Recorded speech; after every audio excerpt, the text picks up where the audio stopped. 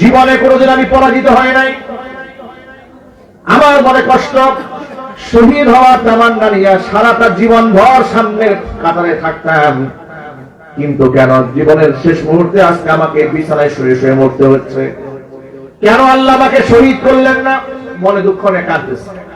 কেন আল্লাহ তাআলা আমাকে শহীদ হিসেবে কবুল করলেন না?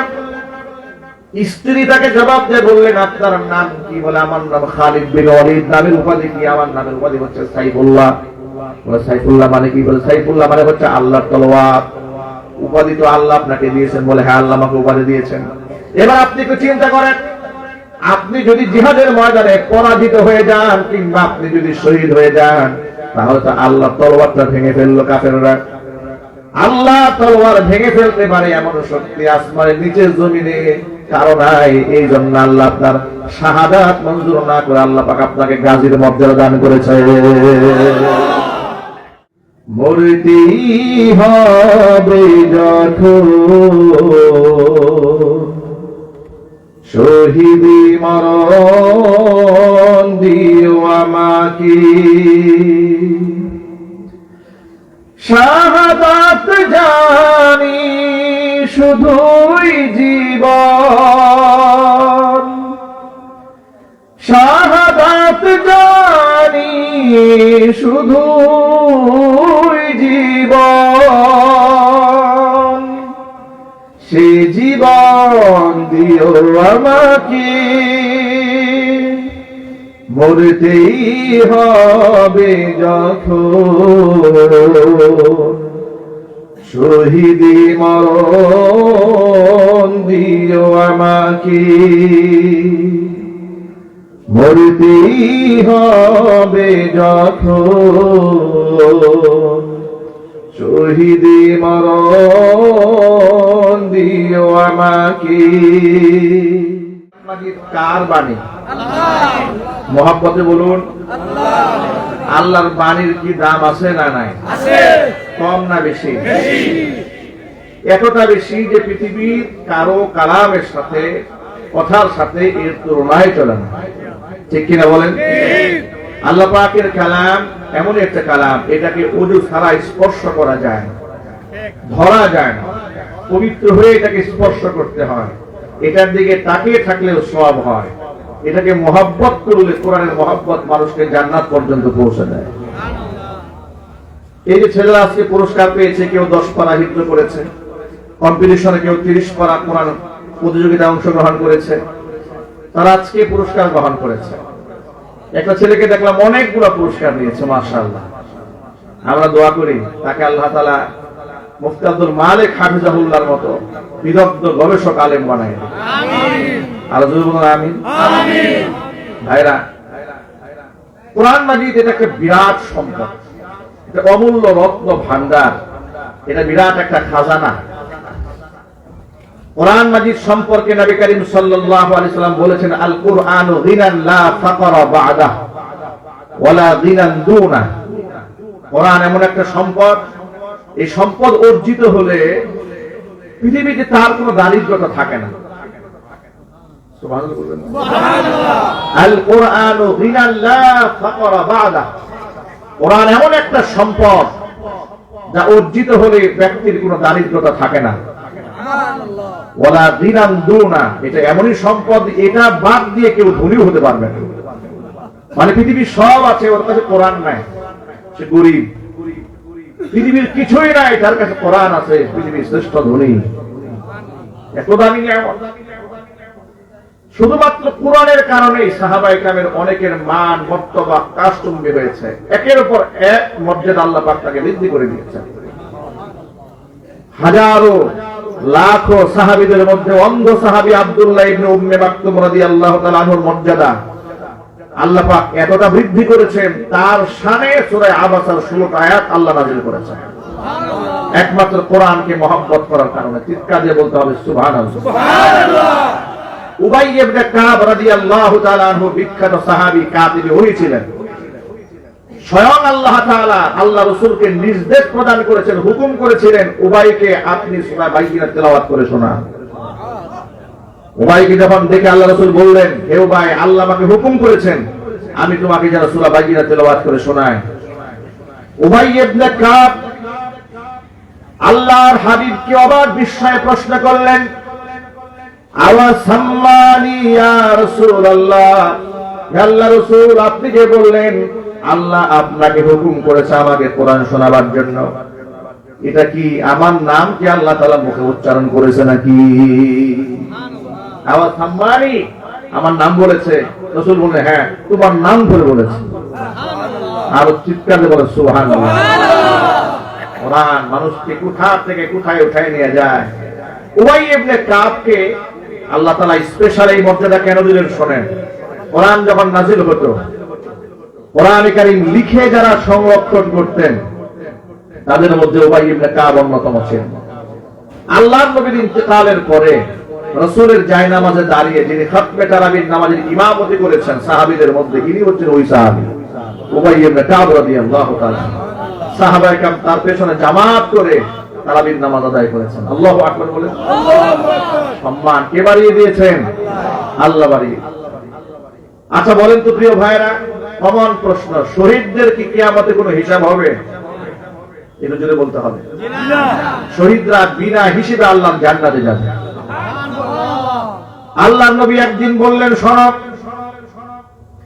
কিয়ামতে শহীদদের কোনো হিসাব হবে না, বিনা হিসেবে আল্লাহ তাআলা শহীদদেরকে জান্নাতে প্রবেশ করাবেন। মজলিসে শেষ হওয়ার আগে কিছুক্ষণ পরে নবীজি সাহাবীদেরকে বললেন শোনো শোনো একটা কথা এর সাথে যুক্ত করে নাও। এইমাত্র জিবরাইল এসে আমাকে আরেকটু কথা সংযোজন করে দিয়েছেন, শহীদদের কোনো হিসাব হবে না, বিনা হিসেবে শহীদরা জান্নাতে যাবে। তবে যদি শহীদরা বান্দার হক নষ্ট করে গিয়ে থাকে, কিয়ামতে বান্দার হকের ব্যাপারে শহীদদেরকেও জিজ্ঞেস করা হবে। ভাবা যায় এখানে দুইটা বিষয় ফুটে উঠেছে, এক হচ্ছে শহীদদের মর্যাদা সীমাহীন, আরেকটা বিষয় বান্দার হক, এটা অত্যন্ত গুরুত্বপূর্ণ, এটাকে অবহেলা করার কোনো সুযোগ নাই। এই যে আজকে আপনি সুযোগে কারো 10,000 টাকা বেড়ে দিয়েছেন, গায়ে শক্তি ছিল, সামর্থ্য ছিল, অস্ত্র ছিল, ক্ষমতা বল ছিল, কারো জমি আপনি দখল করে নিয়েছেন, কিংবা প্রতারণা করে কারো কাছ থেকে আপনি 2টা ফাইল আটকায় টাকা নিয়েছেন, ধোঁকাবাজি করেছেন, প্রতারণা করেছেন, 2 নাম্বার পণ্য 1 নাম্বার বলে বিক্রি করেছেন, ওজনে কম দিয়েছেন, খাদ্যে ভেজাল দিয়েছেন, বান্দার হক আপনি নষ্ট করেছেন। খুব সাবধান। বহু বছর আগের কথা, সম্ভবত 10 বছর আগের কথা হবে, আমি মসজিদের মধ্যে ইসলাহি প্রোগ্রামে তওবা সংক্রান্ত একটা বয়ান করেছিলাম। যে তওবার মধ্যে কয়েকটা কন্ডিশন ছিল, যে আল্লাহ পাক বান্দার তওবা কবুল করেন তখন যখন এই বিষয়গুলো থাকে। এক হচ্ছে বান্দা যে গুনাহ করেছে সেই গুনাহটা তাৎক্ষণিক ছেড়ে দেবে, প্রচন্ড আকারে সে লজ্জিত হবে, অনুতপ্ত হবে, আরে আমি অন্যায়টা করলাম, আল্লাহ আমার প্রতি নারাজ হয়ে যাবে। আপনি খুব বেশি অনুতপ্ত হলেন, ভবিষ্যতে এই গুনাহ জীবনে করবে না বলে দৃঢ় সংকল্প করবে। আর যদি যে পাপ সে করেছে এর সাথে যদি বান্দার হক সংশ্লিষ্ট কোনো বিষয় থেকে থাকে, তাহলে বান্দার কাছ থেকে আগে ক্ষমা চেয়ে নেবে। বান্দা যদি ক্ষমা না করেন, এই বান্দা কাবা ঘরের গিলাফ ধরে কানলে আল্লাহ তাআলা তাকে মাফ করবেন না। বড় মারাত্মক ব্যাপার, কাঁদলেও মাফ হবে না।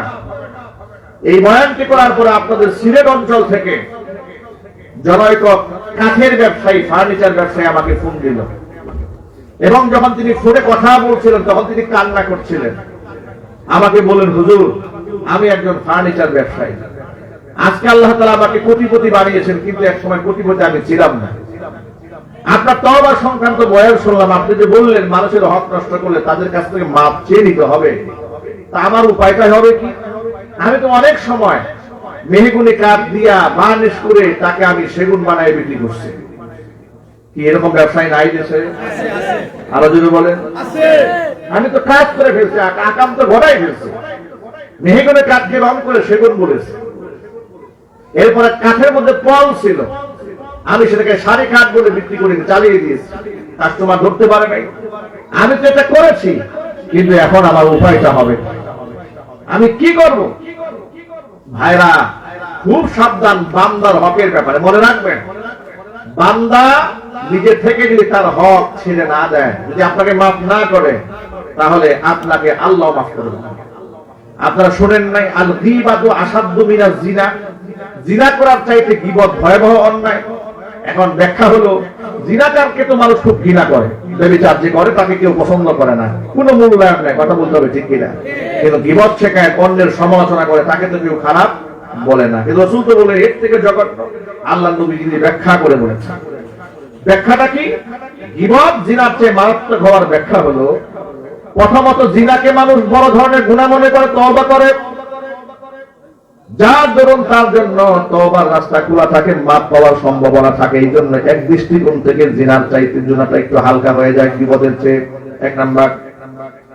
দুই নাম্বার হচ্ছে জিনাটা তার ব্যক্তিগত গুনাহ হয়, আল্লাহর সাথে বান্দার মুআমালা হয়ে যায়, একাকী মুআমালা। বান্দা যদি চোখের পানি ছেড়ে কান্না করে, হয়তো আল্লাহ তাআলা বান্দাকে ক্ষমা করেও দিতে পারেন, যেহেতু কোরআনে কারীমের আল্লাহর স্পষ্ট ঘোষণা আছে, ইন্নাল্লাহা লা ইয়াগফিরু আন ইউশরাকা বিহি ওয়া ইয়াগফিরু মা দুনা যালিকা লিমান ইয়াশা ওয়া মান ইউশরিক বিল্লাহি ফাকাদ ইফতারা ইসমান আযীমা। কোশ্চিন কারো আমি আল্লাহ ক্ষমা করব না শিরকের গুনাহ। শিরকের গুনাহ ছাড়া যদি অন্য যত বড় গুনাহগার হোক না কেন, আমি যাকে খুশি তাকে ইচ্ছা করলে আমি ক্ষমা করে দিতে পারি। সুবহানাল্লাহ বলেন। তাহলে জিনা ব্যভিচার করা তো আর শিরকের গুনাহ নয়। আল্লাহ যদি চান বান্দাকে তো ক্ষমা করে দিতেও পারেন। কিন্তু গীবতের ব্যাপারটা দেখেন, বান্দা গীবত করে একাকী রুনাজারি করে চোখের পানি ছেড়ে কানলে কাজ হবে না, কারণ গীবত যে করেছে অন্যের হক সে নষ্ট করে দিয়েছে, তার কাছ থেকে ক্ষমা আনতে হবে। আর এই ধরনের ক্ষমা কেউ অন্যের কাছে গিয়ে চায়ও না, তাকে খুঁজে অনেক সময় পায়ও না। এই জন্য নবী করিম সাল্লাল্লাহু আলাইহি ওয়াসাল্লাম বলেছেন, গীবাতু আসাদ্দু মিনাজ জিনা, এটা জিনার চাইতে ভয়ঙ্কর গুনাহ হচ্ছে মানুষের সমালোচনা করা। আল্লাহ আমাদের জবানকে হেফাজত করে। একটু জোর আওয়াজে বলেন আল্লাহুম্মা আমিন। ভাইরা, যে কথা বলতে চাচ্ছি আমি, যে মানুষের হক সংশ্লিষ্ট যত বিষয় আছে, এই ব্যাপারে আমাদের সকলকে যত্নবান হতে হবে। বান্দার হক নষ্ট করা, জোরে বলে, নষ্ট করা যাবে না। তাহলে আল্লাহ ততক্ষণ ব্যক্তিকে ক্ষমা করবেন না যতক্ষণ বান্দা তাকে ক্ষমা না করবে। আমার প্রিয় ভাইরা, যে কথা বলতে চেয়েছি সেটা হলো, আল্লাহর নবী সাল্লাল্লাহু আলাইহি সাল্লাম উবাই ইবনে কাব রাদিয়াল্লাহু তাআলা আনহু সম্মান বাড়ায় দিলেন, আল্লাহ পাক বাড়িয়ে দিয়েছেন। কেন? উবাই ইবনে কাব রাদিয়াল্লাহু তাআলা আনহু ছিলেন কাতিবে ওহী, কোরআন শরীফ লিখে সংরক্ষণ করতেন, এই জন্য বাড়িয়েছেন। শহীদদের কত মর্যাদা সেটাই কথা বলছিলাম। শহীদদের কোনো হিসাব হবে না, বিনা হিসাবে আল্লাহ তাআলা শহীদদেরকে জান্নাত দিয়ে দিবেন। আল্লাহ তাআলা আমাদের সকলকে যেন শাহাদাতের মৃত্যু দান করেন, জোরে বলেন আমিন। শহীদ হওয়ার ক্ষেত্রে কোনো আপত্তি আছে নাকি? দুনিয়াতে জন্মগ্রহণ করেছি, মরতে কিন্তু হবেই হবে। হয়তো আপনি টাইফয়েড জ্বরে মরেন, না হয় রোড অ্যাক্সিডেন্টে মারা যান, না হয় বিমান দুর্ঘটনায় মারা যান, না হার্ট স্ট্রোক করে মারা যান, কিডনি পচে মারা যান, কিডনি ড্যামেজ হয়ে মারা যান। কত প্রকার অনুষঙ্গ মৃত্যু থাকতে পারে, মরতে তো হবেই হবে। কিন্তু শহীদের বড় মর্যাদাপূর্ণ মরণ। এই জন্য আল্লাহ নবী নিজে আল্লাহর কাছে দোয়া করছেন, আল্লাহ আমার তো মনে চায় আমি শহীদ হয়ে যায়, আবার জিন্দা হই, আবার শহীদ হই, আবার জিন্দা হই, আবার শহীদ হই, আবার জিন্দা হই। ওমর রাদিয়াল্লাহু তাআলা আনহু আল্লাহর কাছে দোয়া করেছেন, আল্লাহুম্মা রযুকনি শাহাদাতান ফি সাবিলিক ওয়াজআল মাউতি ফি বালাদি রাসূলিক। আল্লাহ তাআলা, তোমার পথে তুমি আমাকে শাহাদাতের মৃত্যু দান করো, তোমার নবীর দেশে তুমি আমাকে মৃত্যু দান করো। আল্লাহ রাব্বুল আলামিন ওমর রাদিয়াল্লাহু তাআলা আনহুর দোয়াকে মঞ্জুর করেছেন। মসজিদ নববীতে ফজরের নামাজ জামাতের সাথে আদায় করছেন, নামাজরত অবস্থায় মুনাফিক তার পিছন দিক থেকে ছুরি মেরে দিয়েছে। আমার প্রিয় বন্ধুগণ, শাহাদাতের এতটাই সম্মান আর এতটাই মর্যাদা, নবী সাল্লাল্লাহু আলাইহি ওয়াসাল্লাম শাহাদাতের তামান্না পেশ করেছেন, ওমর রাদিয়াল্লাহু তাআলা আনহু শাহাদাতের তামান্না পেশ করেছেন, খালিদ বিন ওয়ালিদ রাদিয়াল্লাহু তাআলা আনহু। আল্লাহ রাব্বুল আলামিন বিরাট মর্যাদা যাকে দান করেছেন, ইসলাম ধর্ম গ্রহণ করার পরে যিনি জিহাদের ময়দানে এমন কোন জিহাদ নাই যেখানে তিনি বিজয় লাভ করেন নাই। গোটা জিন্দেগিতে পরাজয় বলতে তার জীবনে কোনো ঘটনা ঘটে নাই। সুবহানাল্লাহ। ইসলামের অপরাজেয় একজন সেনাপতির নাম খালিদ বিন ওয়ালিদ রাদিয়াল্লাহু তাআলা। বিরাট মর্যাদা। জীবনের শেষ সায়নে এসে মৃত্যু সজ্জায় শায়িত খালিদ বিন ওয়ালিদ প্রিয়তমা স্ত্রীকে ডেকে বলছেন, ও প্রিয়তমা স্ত্রী, চোখের পানি ছেড়ে কান্না করছেন আর আফসোস করতেছেন কেন তিনি আল্লাহর পথে শহীদ হলেন না। এই জন্য দুঃখ করে বলতেছেন, আচ্ছা বলো তো, আমার পায়ের পাতা থেকে শুরু করে একেবারে মাথার পর্যন্ত পুরো শরীরের সমস্ত অঙ্গ প্রত্যঙ্গ চেষ্টা করে দেখো তো, আমার গোটা দেহের এখনো কোনো অঙ্গ বাকি আছে নাকি যেখানে জিহাদের ময়দানে দুই একটা ঘা নাই, আঘাতের চিহ্ন নাই। স্ত্রী চেক দিলেন, পায়ের পাতা থেকে শুরু করে একবার মাথার তালু পর্যন্ত চেক দিয়া বললেন, আপনার গায়ের একটা অঙ্গ বাকি নাই যেখানে দুই একটা আঘাতের চিহ্ন নাই। সুবহানাল্লাহ। তিনি বললেন, শোনো, জিহাদে আমি সামনের সাইডে থাকতাম, যখন শুনতাম যে এখানে মুসলমানরা বেশি শহীদ হচ্ছে আমি তরবারকে ওখানে ঝাঁপিয়ে পড়তাম কুফফারদের বিরুদ্ধে লড়াই করার জন্য। কিন্তু আমি যখন আল্লাহর উপর বিশ্বাস নিয়ে তলোয়ার চালানো শুরু করতাম আমার সামনে কোনো কাফের টিকতো না, সব কচু কাটার মতো টুকরা টুকরা হয়ে জাহান্নামে চলে যেত। জীবনে কোনোদিন আমি পরাজিত হয় নাই। আমার মনে কষ্ট, শহীদ হওয়ার তামান্না নিয়ে সারাটা জীবন ভর সামনের কাতারে থাকতাম, কিন্তু কেন জীবনের শেষ মুহূর্তে আজকে আমাকে বিছানায় শুয়ে শুয়ে মরতে হচ্ছে? কেন আল্লাহ আমাকে শহীদ করলেন না? মনে দুঃখ নিয়ে কাঁদতেছে। কেন আল্লাহ তাআলা আমাকে শহীদ হিসেবে কবুল করলেন না? স্ত্রী তাকে জবাব দিয়ে বললেন, আপনার নাম কি? বলে, আমার নাম খালিদ বিন ওয়ালিদ। নামের উপাধি কি? আমার নামের উপাধি হচ্ছে সাইফুল্লাহ। বলে, সাইফুল্লাহ মানে কি? বলে, সাইফুল্লাহ মানে হচ্ছে আল্লাহর তলোয়ার। উপাধি তো আল্লাহ আপনাকে দিয়েছেন। বলে, হ্যাঁ, আল্লাহ আমাকে উপাধি দিয়েছেন। এবার আপনি একটু চিন্তা করেন, আপনি যদি জিহাদের ময়দানে পরাজিত হয়ে যান কিংবা আপনি যদি শহীদ হয়ে যান, তাহলে তো আল্লাহ তলোয়ারটা ভেঙে ফেললো কাফেররা। আল্লাহ তলোয়ার ভেঙে ফেলতে পারে এমন শক্তি আসমানের নিচে জমিনে কারো নাই। এই জন্য আল্লাহ আপনার শাহাদাত মঞ্জুর না করে আল্লাহ পাক আপনাকে গাজীর মর্যাদা দান করেছে। আপনি যে সাইফুল্লাহ, আল্লাহ তলোয়ার, আপনি যদি শহীদ হয়ে যান তো আল্লাহ তলোয়ার তো শেষ। আল্লাহ তলোয়ার তো শেষ হতে পারে না, এই জন্য আল্লাহ আপনাকে গাজী বানাইছেন। যদি বললেন আল্লাহু আকবার। মরতেই হবে যখন শহীদি মরণ দিও আমাকে,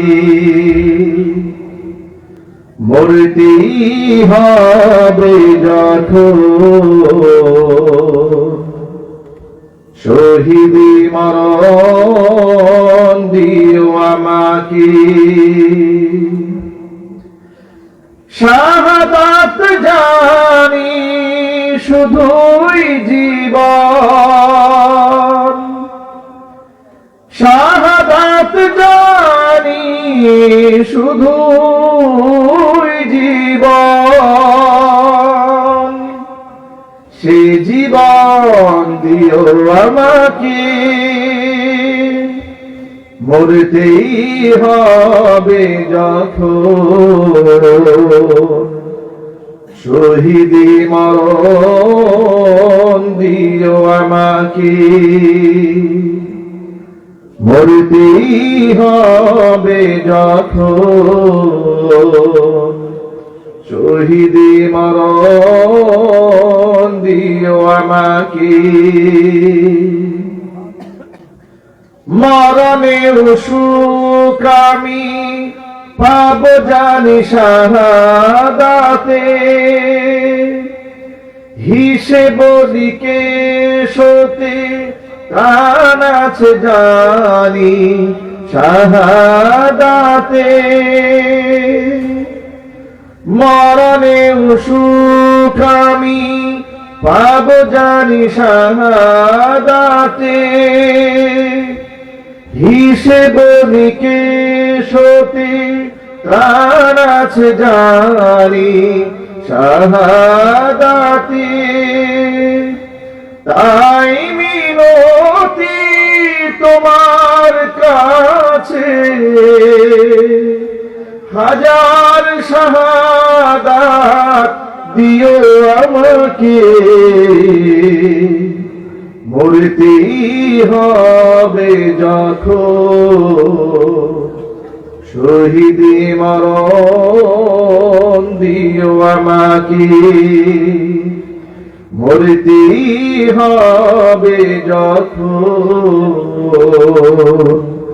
শহীদি মরণ দিও আমাকে। সকলেই বলুন আল্লাহুম্মা আমিন। ভাইরা আমার, শহীদদের কোনো হিসাব হবে না। আল্লাহ শহীদদেরকে বিনা হিসেবে জান্নাত দান করবেন। আল্লাহ তাআলা আমাদের সকলকে শাহাদাতের মর্যাদা দান করে, জোরে করে আমিন। ভাইরা, যে শহীদদের কোনো হিসাব নাই, ওই শহীদদেরকে উহুদের ময়দানে 70 জন সাহাবী শহীদ হলেন। তাদেরকে কবরে শোয়ানো হবে। কবরে শোয়ানোর সময় 35টা কবর খনন করা হয়েছে। কতগুলো জোরে বলেন তো ভাই? 35টা। এক একটা কবরের মধ্যে 2 জন করে শহীদকে শোয়ানো হচ্ছে। একজনকে সামনে, একজনকে পেছনে, একজনকে মাথার কাছে, একজন পায়ের কাছে।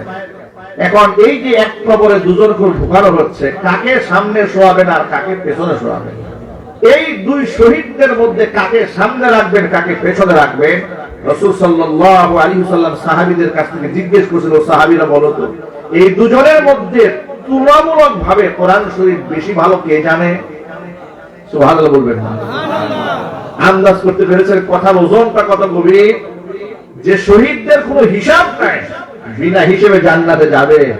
আল্লাহ রাসূলের তত্ত্বাবধানে হুজুরের সাথে জিহাদ করে যারা জীবন দিয়েছে, রাসূলের হাতে যারা মাদফুন হচ্ছে রক্ত মাখা জামানিয়া, তাদের ব্যাপারে আল্লাহর নবী ক্লাসিফিকেশন করছেন, স্তর বিন্যাস করছেন মর্যাদাগত দিক থেকে, যে সামনে শোয়াবেন কাকে আর পেছনে কারে শোয়াবেন। হুজুর জিজ্ঞেস করলেন যে 2 জনকে শোয়ানো হবে, ধরেন আব্দুর রহিম আর আব্দুল করিম, একটা কবর শোয়ানো হবে, তো এই 2 এর মধ্যে বেশি কোরআন শরীফ ভালো তেলাওয়াত কে জানতো?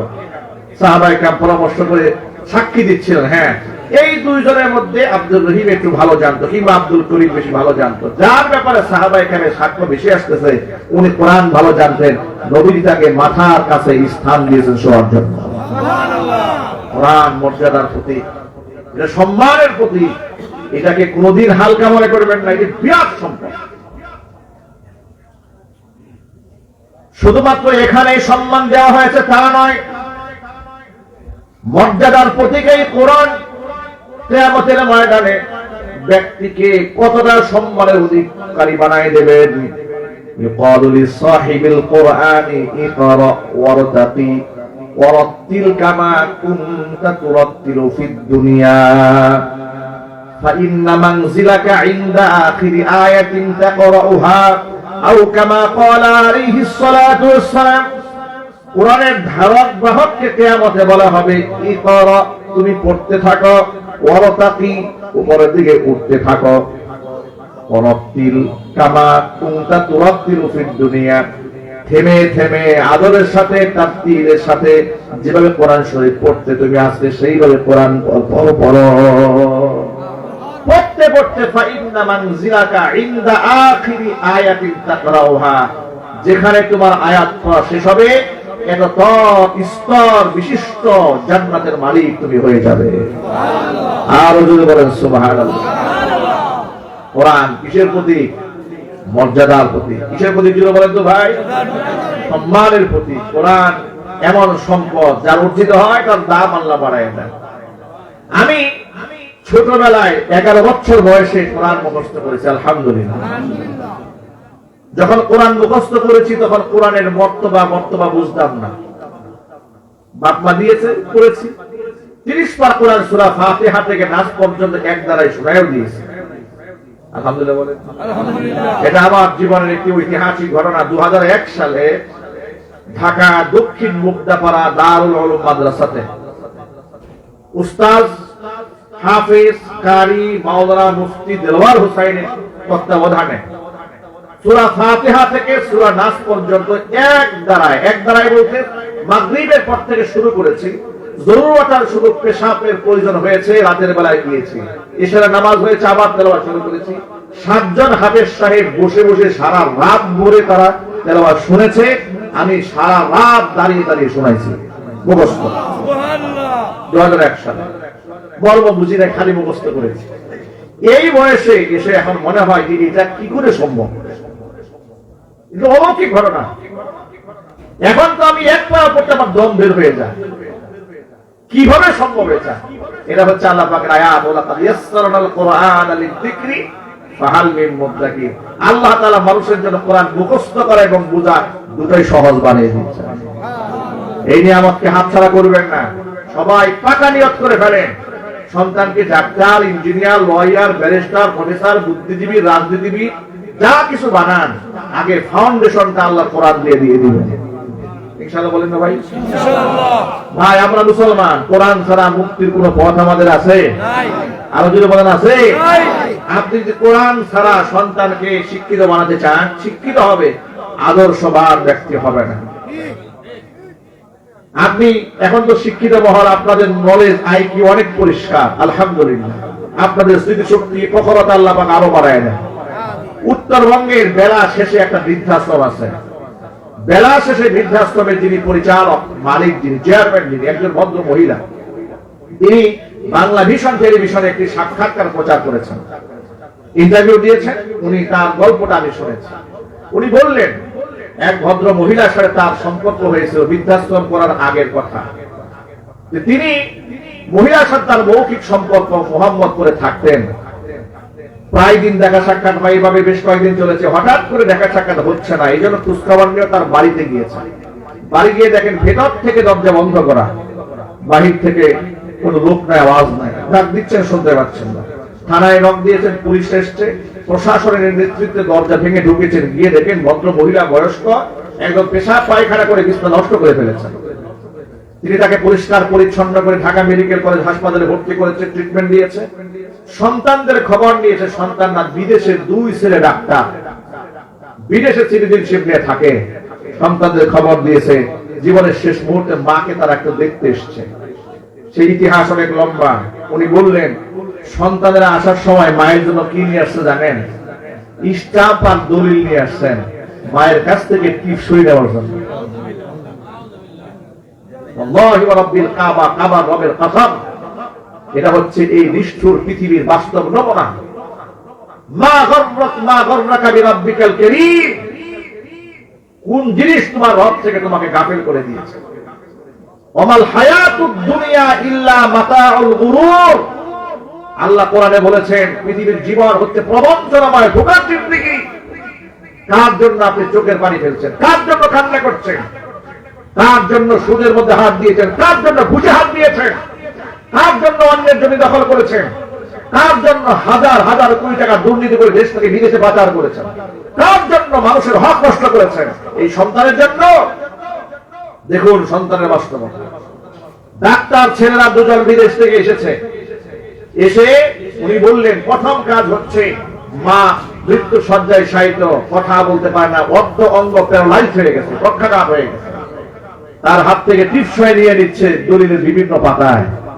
টিপসইগুলো নিয়ে মায়ের নামে স্থাবর অস্থাবর সম্পদ যা ছিল মোহাম্মদপুরে সব লিখে নিয়েছে।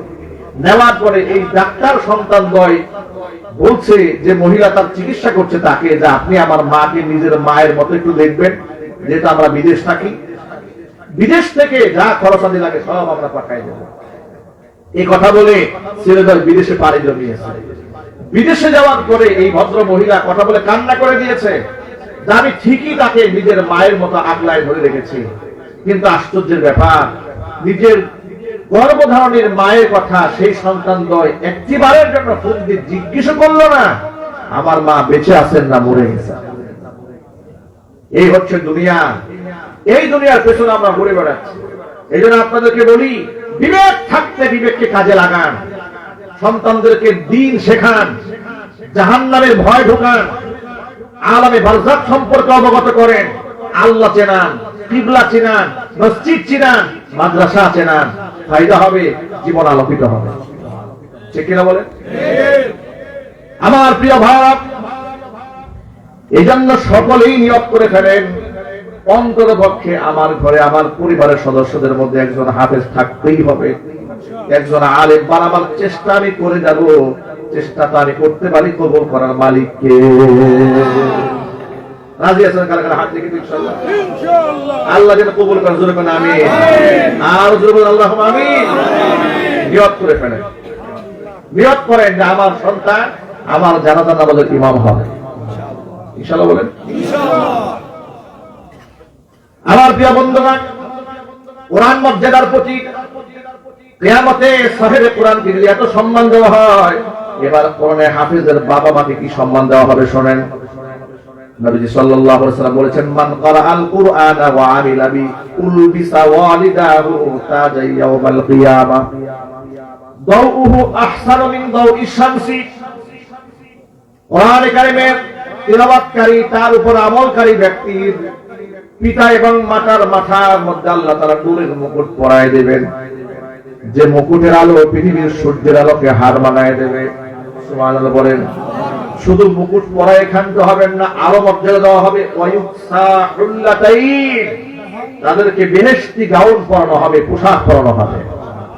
এই যে আমাদের ছেলে মেয়েরা ইউনিভার্সিটি থেকে মাস্টার্স ডিগ্রি কমপ্লিট করার পরে, পিএইচডি ডিগ্রি নেওয়ার পরে তাদেরকে গাউন পরানো হয় না, মাথায় ক্যাপ দেওয়া হয়, সিনথেটিক কাপড়ের কালো গাউন পরানো হয়। বেহেশতে হাফেজ কোরআনের বাবা মাকে আল্লাহ বেহেশতি গাউন পরাবে। সেই গাউন এই সিনথেটিক কাপড়ের কম দামি কাপড় নয়, পলিথিন মার্কা প্লাস্টিক কাপড় নয়। কত দামি কাপড়? রাসূলের কাছ থেকে শুনেন। আচ্ছা, আল্লাহ রাসূল কি মিথ্যা কথা বলেন? আওয়াজ দিয়ে বলেন।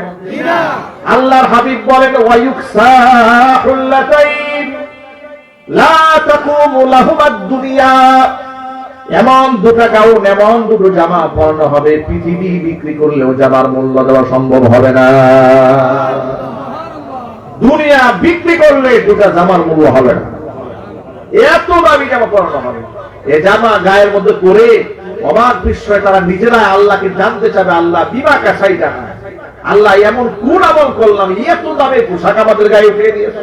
সুবহানাল্লাহ বলেন। এত দামের পোশাক কেন দিলে আল্লাহ? ফায়ুকালু লাহুমা বিআখদি ওয়ালাদিকুমাল কুরআন। তোমাদের সন্তানরা কোরআন পড়েছিল বলে, হ্যাঁ, এই জন্য আজকে তোমাদের এই সম্মাননা দেওয়া হলো। ওই গাউন আমাদের গায়ে আসুক, এটা কি আমরা চাই না? যদি বলুন আল্লাহ যেন কোরআনে কারীমের হাফেজ হওয়ার তৌফিক আমাদের দান করেন, আমাদের সন্তানদের দান করেন, আমাদের নাতি পুতি বংশের মধ্যে আল্লাহ পাক হাজার হাজার হাফেজ আর আলেম বানাইয়া দিয়ে দেবেন। আমিন। নবী করিম সাল্লাল্লাহু আলাইহি ওয়াসাল্লাম বলেছেন, কুন আলিমান, সম্ভব হলে নিজে আলেম হও, আও মুতাআল্লিমান, অথবা আলেমের ছাত্র হও, আও মুস্তামিআন, অথবা আলেমের শ্রোতা হও, আলেমের ফ্যান ফলোয়ার হও, আও মুহিব্বান, 4 নাম্বার আলেমের তুমি আলেমকে দিল থেকে ভালোবাসো। মনে থাকবে তো? নিজে আলেম হন, না হয় আলেমের ছাত্র হন, না হয় আলেমের শ্রোতা হন, না হয় আলেমকে মহব্বত করেন। ওয়ালা তাকুনুল খামিস, 5 নাম্বার হইও না, তাহলে ধ্বংস হয়ে যাবে। মানে আলেম বিদ্বেষী হতে যেও না, তাহলে তুমি ধ্বংস হয়ে যাবে। আমার ভাইরা মনে রাখবেন, যারা আলেম বিদ্বেষিতা যারা এই পৃথিবীতে দেখিয়েছে, তাদের সকলকে আল্লাহ লাঞ্ছিত অপমানিত করে দুনিয়াতেই বিদায় করেছেন। ঠিক কিনা বলেন? আলেমদের সাথে বিয়াদবি করতে আসবেন না। বিগত জীবনে যারা আলেমদের সাথে বিয়াদবি করেছে তারা অপমানিত হয়েছে, তারা লাঞ্ছিত হয়েছে। ঠিক কিনা বলেন? খবরদার এটা করতে যাবেন না। কোরআন মর্যাদার প্রতি এটাকে তেলাওয়াত করতে হবে, এটাকে মহব্বত করতে হবে। আমরা তেলাওয়াত করবো তো ইনশাআল্লাহ। এই যে দেখেন তো আমাদের সকালবেলা বক্তব্যগুলো বন্ধ হয়ে গেছে না? কেন বন্ধ হবে? ফুরকানিয়া মাদ্রাসাতে আমি নিজে মাদ্রাসায় যাওয়ার আগে, হিফজ করার আগে ফুরকানিয়া মাদ্রাসায় পড়েছি। তখন আমি স্কুলে পড়ি, স্কুলে যখন পড়েছি তখন আমি ফুরকানিয়া মাদ্রাসাতে কোরআন পড়তাম। সেই ফুরকানিয়া মাদ্রাসা বাংলাদেশের অধিকাংশ জায়গায় বন্ধ হয়ে গেছে, এগুলো চালু হওয়া দরকার। স্কুল কলেজ যাই পড়ুক না কেন, ছেলে মেয়েরা সকালবেলা ফুরকানিয়া মাদ্রাসা, কিন্তু মুসলমানদের ঐতিহ্য। ঠিক কিনা বলেন? এরপরে সকালবেলা ফজরের নামাজের পরে আমরা মা চাষিদের মুখ থেকে গুনগুন করে কোরআন তেলাওয়াত শুনতাম, ঘরের বাহির থেকে আওয়াজ শোনা যেত। আর সেই গুনগুনানি আওয়াজ আর নাই। রাত 2টা 3টা 4টা পর্যন্ত টেলিভিশন দেখে, মোবাইল দেখে, ইউটিউব দেখে। ফজর পরে গুনগুনানির সময় আছে, আর সেই গুনগুনানি হয় না। এই জন্য সংসারে সব আছে, খালি সুখটা নাই। ঠিক কিনা বলেন? টাকা আছে, পয়সা আছে, এরপরে এসি আছে, সব আছে, শুধু সুখ নাই, শান্তি নাই, অশান্তি। আল্লাহ রাব্বুল আলামিন কোরআন কারীমকে এমনই মর্যাদার প্রতীক বানিয়েছেন, আল্লাহ নবী নিজে তেলাওয়াত করতেন, এমন সুন্দর কণ্ঠে নবীজি তেলাওয়াত করতেন, কাফেররা পাগল হয়ে দাঁড়ায় থাকতো। আবার মাঝে মাঝে নবীজি সাল্লাল্লাহু আলাইহি ওয়াসাল্লাম সাহাবীদের কাছ থেকে নিজে কোরআন তেলাওয়াত দেখে দেখে শুনতেন। ইবনে মাসউদ রাদিয়াল্লাহু তাআলা আনহু দারুণ কোরআন তেলাওয়াত করতে জানতেন। নবীজি একদিন তাকে বললেন, ইকরা আলাইয়াল কোরআন, আমার কোরআন শোনাও। ইবনে মাসউদ বলছেন, আনা আকরাউ আলাইকাল কোরআন ওয়াল কুরআন উনজিলা ইলাইক, আপনার উপর কোরআন নাযিল হয়েছে আর আমি আপনাকে কোরআন শোনাবো। হুজুর বলে, হ্যাঁ, উহিব্বু আন আসমাআল কুরআন মিন গায়রি, অন্যের কাছ থেকে কোরআন শুনতেও আমার পছন্দ লাগে। ইবনে মাসউদ সূরা নিসা তেলাওয়াত শুরু করলেন।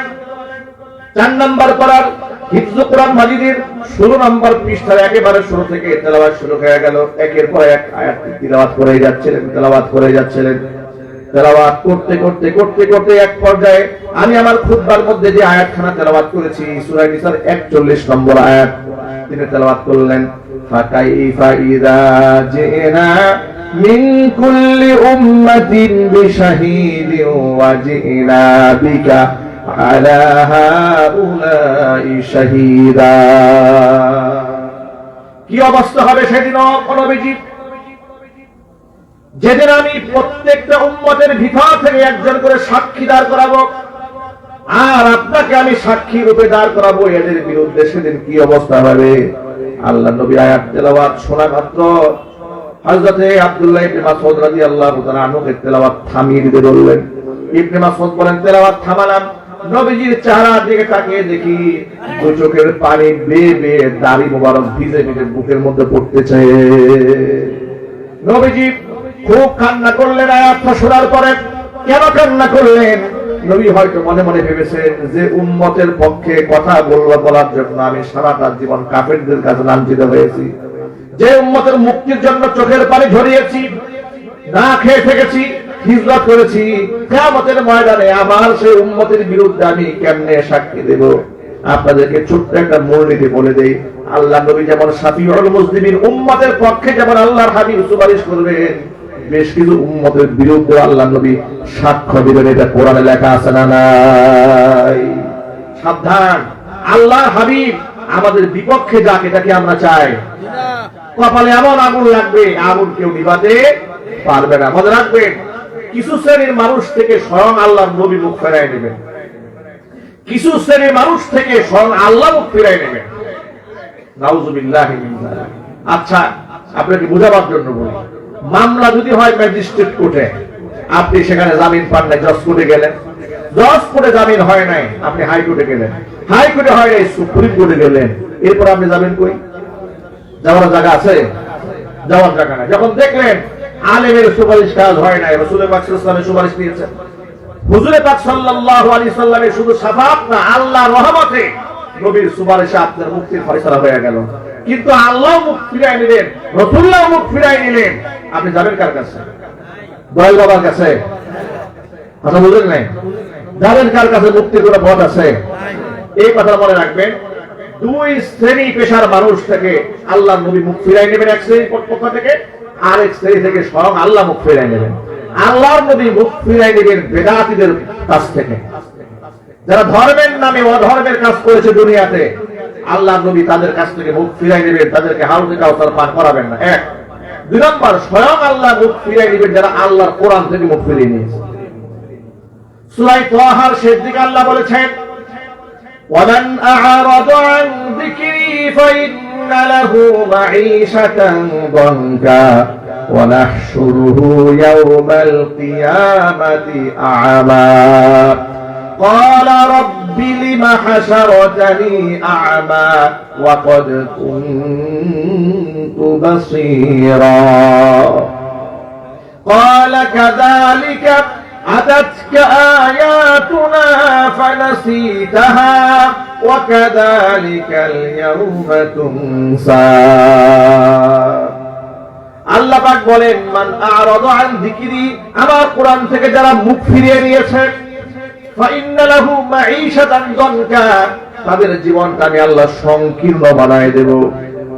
আল্লাহ পাক জীবন কিভাবে সংকীর্ণ বানান দেখেন, তার ঘর আছে, বাড়ি আছে, মিল আছে, ফ্যাক্টরি আছে, জায়গা জমি, টাকা পয়সার অভাব নাই, এরপরেও মানুষের সামনে মুখ দেখাতে সাহস পায় না, এমন অপরাধী জমিনে আছে না নাই?